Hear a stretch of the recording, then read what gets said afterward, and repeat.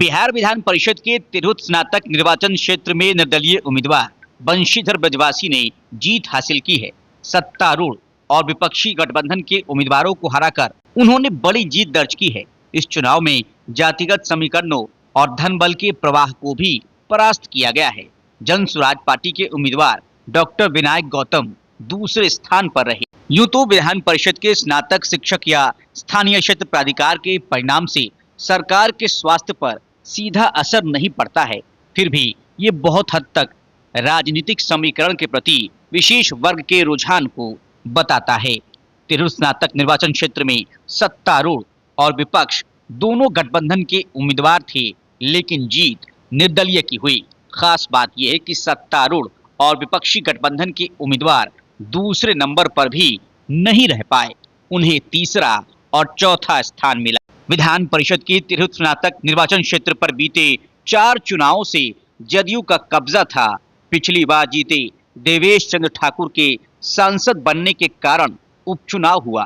ताज्जुब की बात यह कि जदयू उम्मीदवार अभिषेक झा चौथे नंबर पर चले गए।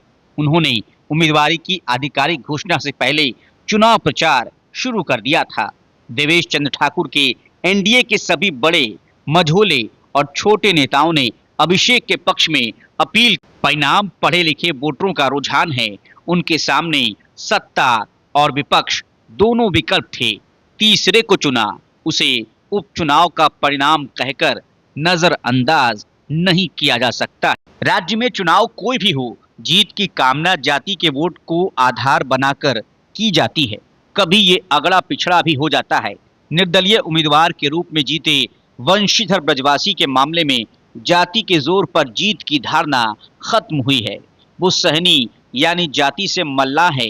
प्रथम वरीयता के वोटों को देखे तो यही कहा जा सकता है कि इन्हें कम या अधिक सभी जातियों का वोट मिला है। उन्हें सहानुभूति का लाभ मिला। वो शिक्षकों के लिए संघर्ष करने के दौरान सेवा से बर्खास्त हुए थे। अब वो उच्च सदन में उस व्यवस्था से आंख मिलाकर बात करेंगे जिसके कारण उन्हें नौकरी गंवानी पड़ी थी। उन्होंने इस चुनाव में धन बल के प्रवाह को भी पराजित किया है। उनके चुनावी खर्च वोटरों ने उठाए हैं। मुख्य विपक्षी दल राजद के गोपी किशन को तीसरा और जदयू के अभिषेक झा को चौथा स्थान मिला।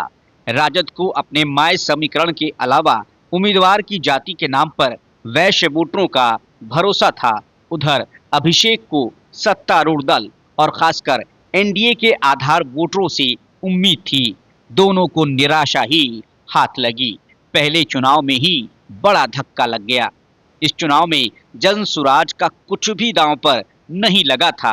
अव्वल तो जन स्वराज ने विधायकों सांसदों के खानदान से उम्मीदवार न बनाने की अपने संकल्प को तिरहुत के उपचुनाव में तोड़ा। उसके उम्मीदवार डॉक्टर विनायक गौतम के पिता राम कुमार सिंह विधान परिषद के सदस्य रह चुके हैं। उनके नाना स्वर्गीय रघुनाथ पांडे कांग्रेस के विधायक और मंत्री थे। एक डॉक्टर के नाते उनकी अपनी भी पहचान और प्रतिष्ठा है। वो दूसरे स्थान पर रहे।